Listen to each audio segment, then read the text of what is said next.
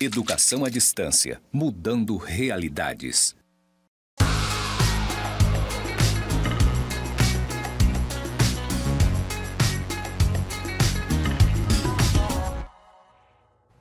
Olá! Olha eu aqui novamente.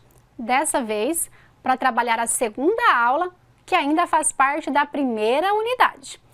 Nesta segunda aula, você irá estudar as tendências educacionais, tá certo? Então vamos lá! Lembrem-se de fazer anotações e ao final ler os textos indicados, está bem? Bem, nesta segunda aula, você irá estudar as tendências pedagógicas liberais, e também as progressistas. O objetivo é que você possa compreender as características das pedagogias liberais e também das progressistas e analisar as influências dessas tendências pedagógicas na sua prática docente. Bem, o que são essas tendências pedagógicas? O professor Lucchesi, ele responde a essa pergunta. Ele diz que as tendências pedagógicas são as diversas teorias filosóficas que pretenderam dar conta da compreensão e da orientação da prática educacional em diversos momentos e circunstâncias da história humana. Então veja bem, em toda a história educacional não existe apenas uma tendência pedagógica, existem várias. E é importante também saber que essas tendências elas não começam em um período e encerram completamente. Não, as tendências elas coexistem. Ainda hoje, há professor que tem a sua prática firmada no tradicionalismo, professores que têm sua prática firmada, por exemplo, na escola nova, professor que tem uma prática firmada, por exemplo, na pedagogia libertadora. Então, essas tendências, elas coexistem. E como é que elas surgem? Elas dependem de quê? Então, os fatores de surgimento dependem dos movimentos sociais. As pessoas, os estudiosos do processo educacional, quando eles não estão satisfeitos, com a forma como se dá a educação formal, eles começam a lutar. Eles começam a dizer que o processo educacional deveria ser diferente. Então, tudo começa com luta, E aí, esses movimentos sociais, eles existem em épocas, em contextos históricos. Veja bem que as tendências pedagógicas, elas objetivam atender às expectativas da sociedade. A sociedade quer formar que aluno? A sociedade quer formar um aluno que dê conta de quê? De executar papéis pré-estabelecidos, de obedecer, ou quer formar um aluno crítico, que pode transformar a realidade. Então veja bem, as tendências pedagógicas, elas existem, para atender às expectativas da sociedade, mas cabe uma pergunta: de que sociedade? Será que eu quero que a minha prática pedagógica esteja condizente para atender às expectativas da classe dominante, ou seja, de quem tem o poder na mão e quer manter este poder? Ou será que a minha prática pedagógica está coerente, com o que objetiva a classe trabalhadora? Porque a classe trabalhadora sempre vai querer uma transformação, uma transformação desta realidade. Então veja como é importante compreender qual é a tendência que embasa a minha prática pedagógica. E aí, nós temos aqui as tendências liberais e as tendências progressistas, proposta pelo Libânio no livro Democratização da Escola Pública. O professor Libânio, neste livro, Democratização da Escola Pública, ele fez essa divisão. Ele classificou várias tendências dentro desse grupo liberal e outras tendências dentro desse grupo progressista. Mas veja que a tendência liberal não tem relação com a liberdade, O termo liberal não tem o sentido de avançado, democrático, aberto, como costuma ser usado, A doutrina liberal apareceu como justificativa do sistema capitalista que, ao defender a predominância da liberdade e dos interesses individuais na sociedade, estabeleceu uma forma de organização social baseada na propriedade privada dos meios de produção, também denominada sociedade de classes. A pedagogia liberal, portanto, é uma manifestação própria desse tipo de sociedade. Já a tendência progressista, né, o termo progressista foi emprestado de Snyder's e é usado aqui para designar as tendências que, partindo de uma análise crítica das realidades sociais, sustentam implicitamente as finalidades sociopolíticas da educação. Então veja que nessa tendência progressista, ela visa formar um aluno que seja um aluno mais crítico, né? Um aluno mais participativo, mais questionador, capaz de refletir e transformar a sua realidade. Bem, essa tendência liberal proposta pelo Libânio, ela surgiu no século XIX por influência da Revolução Francesa. Segundo essa tendência liberal, qual é a função da escola? Preparar os indivíduos para desempenho de papéis sociais de acordo com as aptidões individuais. Então veja que a tendência liberal não tem preocupação em formar o aluno crítico, o aluno questionador, né, o aluno que quer transformar a realidade. Ele prepara o aluno para desempenhar papéis já previamente estabelecidos, ou seja, manter a ordem que já está posta. Né? Então veja bem, essa tendência ela fala de adaptação às normas, não desobedecer às normas, não transgredir as normas que já existem, mas se adaptar. Então ela tem o papel de formar o aluno para se adaptar às normas já existentes, né? Aos valores que já estão existentes. Essa tendência liberal é classificada pelo Libânio em tradicional, liberal renovada. A liberal renovada divide-se em renovada progressista e renovada não diretiva, e também a liberal tecnicista. A tendência liberal tradicional tem o objetivo de preparar o aluno para desempenhar papéis sociais, né? Papéis que já estão postos. Então veja que essa tendência, ela vai formar um aluno que não é um aluno crítico, né? É um aluno ordeiro, no sentido de que obedece às regras estabelecidas pela sociedade. Ela tem preocupação com a cultura e acredita que os problemas sociais pertencem à sociedade. Então não é papel da escola trazer os problemas sociais para dentro da escola, para refletir, para debater. Então veja que ela acha que a função da escola é trabalhar com os conteúdos, né? E os problemas sociais ficam lá para a sociedade e não para a escola. Mas se os problemas sociais não entram na escola, como que os alunos poderão refletir sobre esses problemas sociais e até mudar, transformá-los, não é mesmo? Então veja bem, a tendência tradicional, o ensino é centrado no professor, o professor é quem detém o conhecimento, a exposição é a exposição verbal dos conteúdos, tão criticado pelo Paulo Freire, né, que é o professor narrador, professor dissertador, que é quem sabe e vai lá e fala, né, expõe para os alunos. Então acredita que o processo de ensinar se dá por transmissão, né, de conhecimentos, repetição de exercícios. Então o aluno faz várias vezes o mesmo exercício, né, exercícios parecidos, porque o professor acredita que é por meio dessa repetição que o aluno aprende. E a aprendizagem receptiva, uma aprendizagem mecânica, sem muitas reflexões.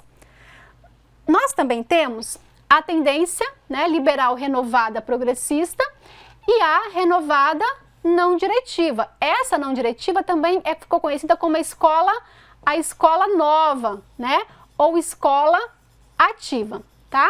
O que elas têm em comum? A defesa da formação do indivíduo como ser livre, ativo e social. Vale destacar que, apesar dessas tendências aqui renovadas estarem dentro das liberais propostas pelo Libânio, elas são um avanço em relação à tendência tradicional. Porque enquanto a tendência tradicional colocava o professor como centro do processo, as renovadas colocam o aluno como centro do processo. Então, o aluno tem um papel preponderante nessas tendências aqui. Então, veja bem, o aluno está no centro e não o professor. Então, elas acreditam, né, que a aprendizagem ocorre pelo processo de descoberta, com foco no interesse dos estudantes. Então, elas levam muito em conta aquilo que os alunos, né, têm interesse, as suas motivações. Veja bem que essa escola não diretiva, como eu disse, também ficou conhecida no Brasil como escola nova ou escola ativa, que foi introduzida no Brasil pelo Rui Barbosa, sob influência do filósofo americano que é o John Dewey, né? John Dewey influenciou os brasileiros a adotarem aí a escola ativa. Então veja bem, essa tendência, né, escola nova, ela não acreditava que a escola tinha que preparar para a própria vida, porque a escola deveria ser a própria vida. Então veja que aqui nós temos um avanço em relação à tendência tradicional. Bem, e ainda nas tendências liberais, nós temos também a tendência liberal tecnicista. Como o nome já diz, aquilo que é técnico, aquilo que prepara, é formar mão de obra qualificada para desempenhar papéis sociais. Então veja bem, o tecnicismo defendia, além do princípio da neutralidade, já citada, também a racionalidade, a eficiência e a produtividade. Veja que aqui quem é adepto dessa tendência tecnicista não tem aquela preocupação em debater os problemas sociais, em refletir sobre os problemas sociais, formar alunos críticos, indagadores. Não, ela quer formar o aluno para desempenhar papéis lá na sociedade, formar o aluno para desempenhar, para ser mão de obra, para atender aos interesses da sociedade capitalista. Então veja que o objetivo da escola, né, que se encaixa na tecnicista é produzir trabalhadores qualificados para a sociedade capitalista e industrial. E aí, será que é isso que você pretende? É somente isso que você quer? Apenas formar mão de obra, mas que não pensa, que não indaga, que não questiona? Então aí fica a pergunta, né? Que é isso que você tem que decidir até o final dessa disciplina. Que professor você quer ser? Que aluno você deseja formar? E aí nós temos as tendências progressistas. São 3. A libertadora, a libertária e a crítica social do conteúdo. A libertadora e a libertária têm em comum o anti-autoritarismo, ou seja, o professor não é aquele professor autoritário, detentor de todo o conhecimento, só ele fala e o aluno escuta, não é assim, tá? Valoriza a experiência vivida, aquilo que o aluno traz para a escola é fundamental. Valoriza também a aprendizagem em grupo, né? Mais do que os conteúdos. Então, o processo ali em grupo, para a libertadora e a libertária, é mais importante do que o próprio conteúdo. Já a crítica social dos conteúdos valoriza a ação pedagógica enquanto inserida na prática social concreta. Entende a escola como mediação entre o indivíduo e o social, exercendo aí a articulação entre a transmissão dos conteúdos e a assimilação ativa por parte de um aluno concreto, inserido num contexto de relações sociais. Dessa articulação resulta o saber criticamente reelaborado. Então veja que a tendência crítica social dos conteúdos valoriza muito os conteúdos, é nisso que ela difere da libertadora e da libertária, mas o conteúdo que tem a relação com a realidade daquele aluno, não é o conteúdo desvinculado da vida, não é o conteúdo desvinculado da sociedade. Então, a tendência progressista libertadora também é conhecida como a pedagogia de Paulo Freire, porque Paulo Freire foi um grande defensor, né, dessa formação crítica, dessa formação que pode provocar uma transformação no aluno e o aluno transformar a sua realidade. Essa tendência libertadora, ela é mais frequente na educação popular, por isso que Paulo Freire defendia e fazia essa educação popular. O ensino era centrado nas discussões de temas sociais e políticos. Então, se você já estudou Paulo Freire, deve saber que o Paulo Freire ele alfabetizava e os temas, né, que ele usava para alfabetizar saía dos próprios alunos, da realidade, do cotidiano desses alunos, que ele chamava de temas geradores para a alfabetização. Então, o conteúdo existe, mas é um conteúdo que sai da realidade desses alunos. O professor é aquele que coordena as atividades e atua em conjunto com os alunos. Então veja que aqui nós não temos o professor narrador, o professor dissertador que estuda lá na sua casa ou na escola e chega na sala de aula só para expor o conhecimento. Não, aqui o professor, ele é o quê? Ele coordena. Então veja que ele está ali em contato, em diálogo constante com os alunos. Uma escola conscientizadora que problematizasse a realidade e trabalhasse pela transformação radical da sociedade. É isso que queria da sociedade capitalista. É isso que queria a tendência progressista libertadora, da qual faz parte o grande professor brasileiro Paulo Freire. Já a tendência progressista libertária, né, as matérias são colocadas à disposição do aluno. Então veja que aqui as matérias escolares, os conteúdos escolares ainda têm menos importância do que na libertadora do Paulo Freire. Na do Paulo Freire, o conteúdo é importante, desde que ele saia da realidade dos alunos. Aqui, o professor até usa o conteúdo, mas esse conteúdo, né, as matérias, elas não são exigidas. Os conteúdos são um instrumento a mais, porque o importante aqui é o conhecimento que resulta das experiências vividas pelo grupo, especialmente a vivência de mecanismos de participação crítica. Então, o professor é aquele que catalisa, é aquele que orienta e que une-se ao grupo para reflexões. Então, para a libertária, o processo é mais importante do que propriamente o conteúdo trabalhado. E aí nós temos a crítica social dos conteúdos, como nós já vimos, vai privilegiar o conteúdo, mas não aquele conteúdo desvinculado da realidade, um conteúdo que saia, né, da sociedade, que saia da realidade, que o aluno possa estudar esse conteúdo de forma crítica. Então, essa tendência, ela valoriza, né, a valorização da escola como instrumento de apropriação do saber, é o melhor serviço que se presta aos interesses populares, já que a própria escola pode contribuir para eliminar a seletividade social e torná-la mais democrática. Então, uma das principais tarefas da escola é, sim, difundir os conteúdos. É por isso que ela, apesar de fazerem parte das tendências progressistas, a crítica social dos conteúdos, ela se difere da libertadora e da libertária por valorizar muito os conteúdos, só que conteúdos associados à realidade social dos alunos.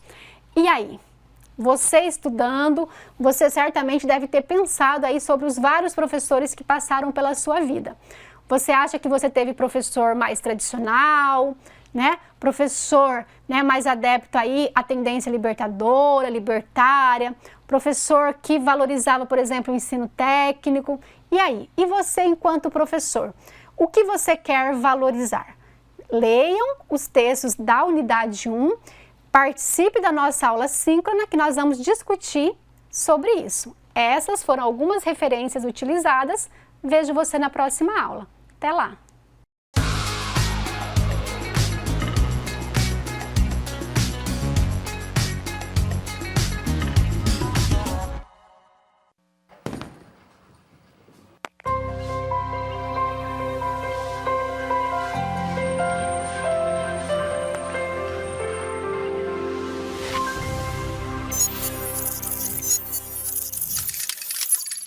Educação à distância, mudando realidades.